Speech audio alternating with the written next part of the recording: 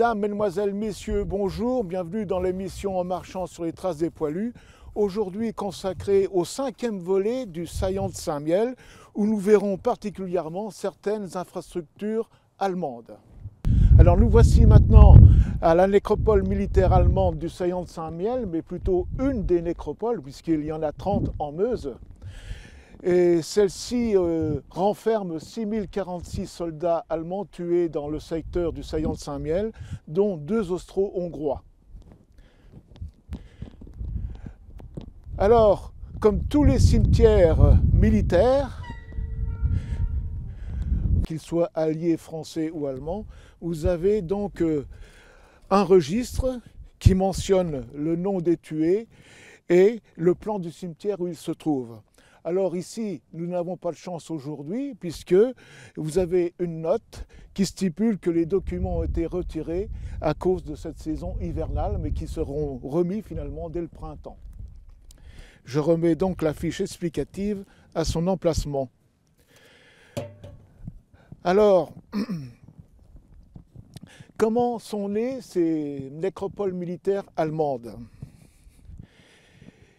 L'idée vient de 8 Berlinois qui se réunissent le 10 septembre 1919 chez un de ses camarades, de ses 8 camarades, pour prendre conscience qu'il va falloir faire quelque chose, donc après-guerre, pour conserver la mémoire de leurs camarades tombés pendant la Grande Guerre 14-18.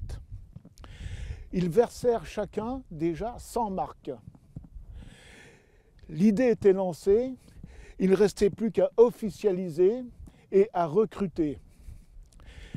Chose qui sera faite car le 19 décembre 1919, l'association est déclarée et elle prendra le nom de Volksbund Deutsche Kriegsgräberfürsorge,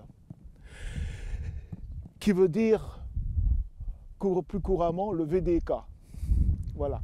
Quand vous entendrez parler du VDK, c'est ce que je viens de vous annoncer en allemand concernant cette association. Alors cette association aura pour but de gérer les cimetières militaires allemands, de faire des recherches au profit des familles et de l'entretien. Donc il y a 3 objectifs finalement principaux pour déterminer la mission de cette association. Actuellement, cette association regroupe plus de 80 000 personnes adhérentes payantes et qui gère, de par le monde, 2 800 000 tués allemands, que ce soit en France ou à l'étranger. Donc ici, nous sommes dans une des principales nécropoles meusiennes. La première en nombre de tués inhumés est celle de Consenvoie, qui regroupe 11 146 corps allemands. Ce cimetière prend date déjà à la fin septembre, début octobre 1914, lorsque les Allemands attaquent le secteur de Saint-Mihiel, lorsqu'ils prennent la ville le 24 septembre et le fort du Camp des Romains le 25. Il y a déjà de nombreux tués allemands et bien sûr, il faut les inhumer. Sur ce plateau de Gobessart, donc, il découvre un endroit propice à cet effet, car n'oublions pas que les Français attaquent également au bois d'Ailly, qui est de l'autre côté de la forêt de Gobessart, au bois brûlé, au bois Jura, la tête à vache, et ainsi de suite, tous les secteurs donc, où les Français veulent repousser les Allemands. Alors ce cimetière est d'abord provisoire. Une photo en témoigne, où il est inscrit « Ici reposent les soldats tués à la tête à vache et au bois d'Ailly ». Ces soldats sont enterrés, disons, d'une façon presque collective. Un symbole religieux pour 4 corps. Voilà. Tous les symboles religieux sont représentés car vous avez même également des tombes israélites, comme celle que nous allons voir à l'instant.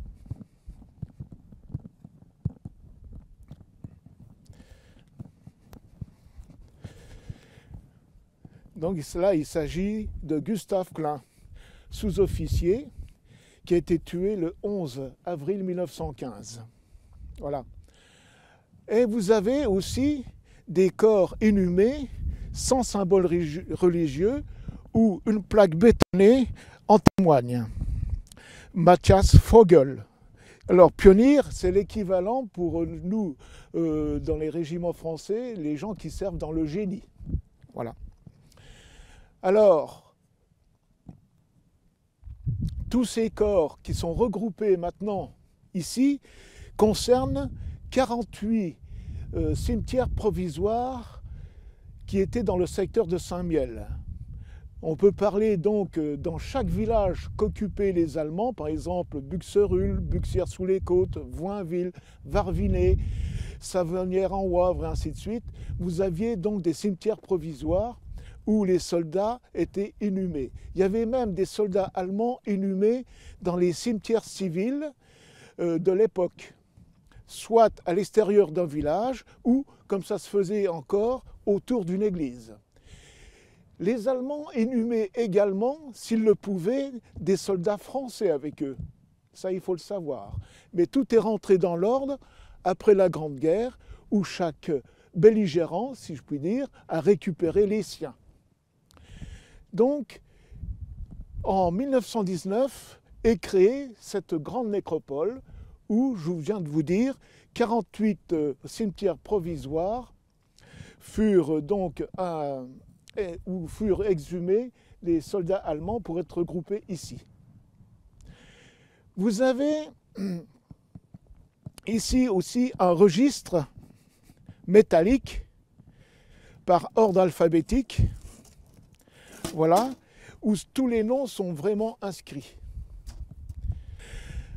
Ça permet au visiteur donc de faire ses recherches lui-même avec l'aide qui est quand même le plus, disons, à même de le renseigner, le fameux registre que je voulais vous montrer tout à l'heure. Bien, ici, nous sommes dans un endroit assez particulier de la nécropole du saillant de Saint-Miel, puisque vous avez beaucoup de stèles sculptées et des monuments, disons, principaux, si je puis dire, qui ont été prélevés dans les cimetières provisoires.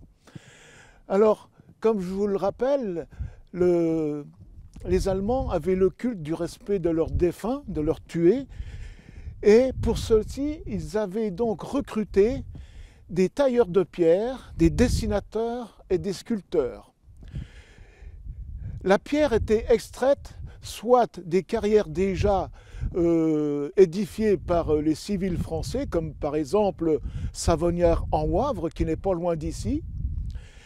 Les Allemands donc exploitaient cette pierre, les amenaient à proximité donc du champ de bataille, alors où ils installaient des ateliers de sculpture. Je veux parler ici de Varvinet, qui n'est pas loin, de Voinville, de Hattonchâtel et d'autres villages où il y avait beaucoup d'ateliers de sculpture. Et ces sculpteurs étaient recrutés, disons, lorsqu'ils étaient mobilisés. Et on leur demandait, bah, toi qu'est-ce que tu fais? Bah, moi je suis sculpteur. Alors hop, ils le mettaient de côté. Toi qu'est-ce que tu fais? Je suis dessinateur. De côté. Toi qu'est-ce que tu fais? Je suis tailleur de pierre. Ah, ben de côté, ça va pouvoir servir. Et ces gens qui étaient, disons, comment je veux dire, mis à part, ont servi pendant la Grande Guerre, pendant 4 ans, à sculpter la pierre pour obtenir ce genre d'œuvres d'art, car ces stèles sont vraiment des œuvres d'art. Alors ces sculpteurs utilisaient les symboles principaux allemands qui sculptaient sur la pierre. Alors on va retrouver l'aigle allemand pour l'Empire, on va retrouver la croix de fer, comme ici, pour la gloire. On va retrouver les lauriers pour la victoire. On va retrouver l'épée pour la guerre. On va retrouver le chêne pour la force et l'attachement à la terre. On peut retrouver les symboles religieux, tels une croix. Et on peut retrouver également donc le casque allemand, à pointe, j'entends, qui figure de temps en temps sur une stèle. Je crois que nous en avons un par ici. Voilà.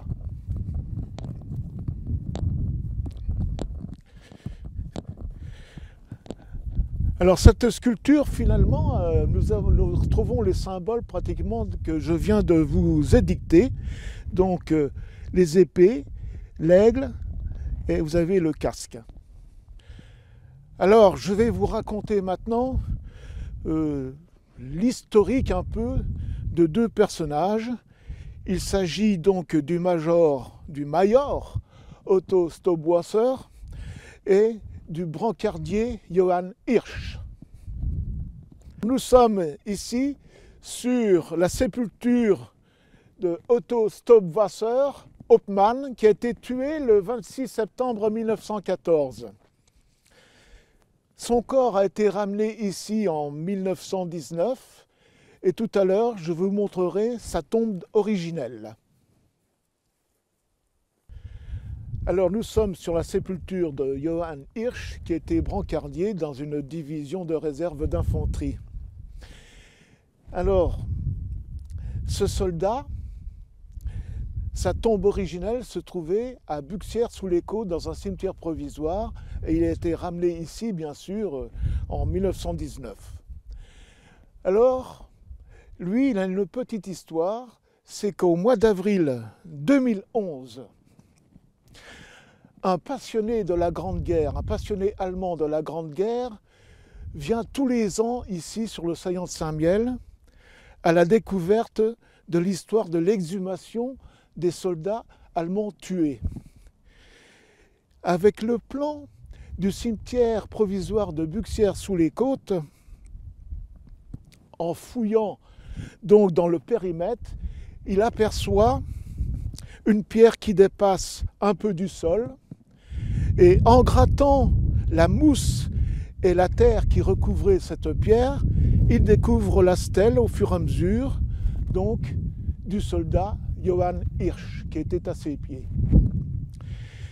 Il prévient des camarades français qui sont passionnés comme lui donc de la Grande Guerre et ils arrivent bien sûr à l'aide d'outils donc à relever la stèle qui faisait en gros 250 kg quand même, hein, de la pierre brute, la pierre de Savonnières en Wavre.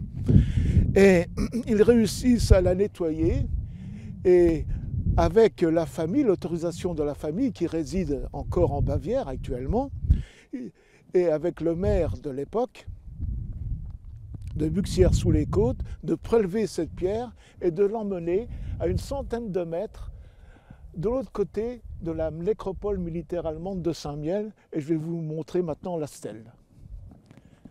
Alors voici la stèle dont je vais vous parler un instant, la stèle Johann Hirsch, brancardier. Alors son histoire, ce soldat brancardier, donc avec un de ses camarades, relève des blessés dans le secteur le 11 juillet 1915. Le blessé qu'ils mettent sur leur brancard, ils ne s'aperçoivent pas qu'il a une grenade à la main qui est donc pratiquement dégoupillée. Et en le transportant, sans doute avec les cahots du sol, la grenade tombe à terre et explose. Elle tue sur le coup le blessé et son camarade brancardier. Lui, Johann Hirsch, est grièvement blessé et il décédera donc le 13 juillet 1915 suite à ses blessures.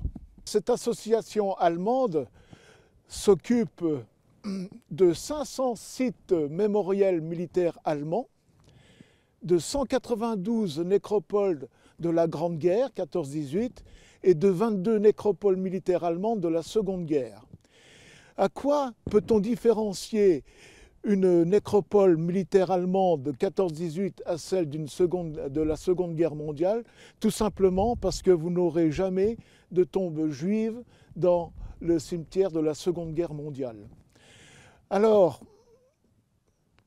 Ces nécropoles, je vous ai dit qu'elles étaient gérées par cette association, mais cette association a été mise en sommeil dès 1933 à l'avènement donc d'Hitler, qui avait pris les choses en main donc en Allemagne. Elle sera éteinte jusqu'en 1946 où elle retrouvera sa fonction première. Elle commencera donc aussi finalement, comme je vous ai parlé de l'entretien, à remplacer certaines croix qui étaient encore à l'origine en bois par des croix métalliques ou en grès. Cette association va changer de nom en 1966, où elle s'appellera plus simplement le SESMA, qui veut dire Service d'entretien des sépultures militaires allemandes, dont le siège depuis 1971 se trouve à Metz, pour la partie française. Donc les visiteurs étrangers, allemands, qui veulent vraiment des renseignements, peuvent contacter cette antenne qui se trouve à Metz. Après avoir vu à la nécropole tout à l'heure la tombe ou la sépulture du major Otto Stoppwasser, nous allons voir maintenant sa tombe originelle, qui a été donc dressée suite à sa mort le 26 septembre 1914. Alors après avoir cheminé un petit instant, nous arrivons devant la tombe originelle de l'officier allemand. Particularité de cette tombe, du moins la stèle, elle est en forme d'obus. Donc les proportions de cet obus sont réelles. Il s'agit d'un obus de 420 qui était tiré par la Grosse Bertha ou l'obusier Skoda autrichien. On peut remarquer la forme ogivale et les ceintures, disons, cuivrées, pour le réel bien sûr, qui permettaient donc son cheminement dans le canon, d'où les cannelures. On peut remarquer la croix de fer allemande, symbole que je vous ai annoncé tout à l'heure, qui est souvent, disons, sculpté. Et ici, vous avez donc l'inscription concernant cet officier allemand. Donc ici repose en Dieu Otto Stoppwasser, tué donc à la tête de sa compagnie, du 7e régiment d'infanterie bavarois. Alors on pourrait croire qu'il s'agissait d'un officier ayant servi dans un régiment d'artillerie. Eh bien non. Malgré la présence de cette stèle en forme d'obus, il a servi dans un régiment d'infanterie. Mais sachez que beaucoup de sculpteurs donc, avaient pour symbole cette forme d'obus. C'était répété assez souvent, surtout chez les officiers. Alors, il a été tué le 26 septembre 1914, et dans une précédente émission, si vous vous souvenez, le 26 septembre 1914, le 29e régiment d'infanterie français avait lancé un assaut sur le bois du Jura. Eh bien, là, sur le bois du Jura, était tombé le sous-lieutenant Poisson. Eh bien, le même jour, était tué le Führer, donc le Hauptmann Otto Stoppwasser, qui commandait donc une compagnie du 7e régiment d'infanterie, au bois Jura, pratiquement au même endroit que le lieutenant Poisson. Est-ce une coïncidence? Alors, il existe une photo qui relate la présence de ce monument, donc à l'endroit où je suis actuellement, et qui stipule en légende qu'ici donc repose un major héroïque devant des abris blindés contre les bombardements.